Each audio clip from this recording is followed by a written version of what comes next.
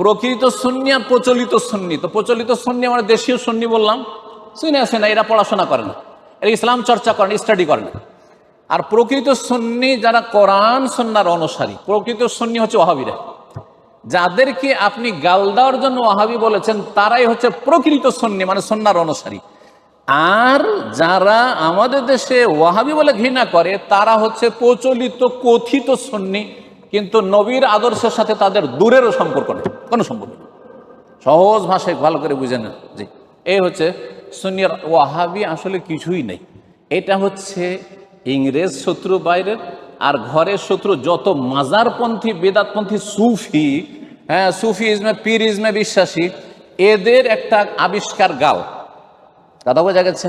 কিন্তু নাম তারা খারাপ দিতে চেয়ে খারাপ দিতে পারে, খুব সুন্দর চমৎকার নাম দিয়ে দিয়েছে।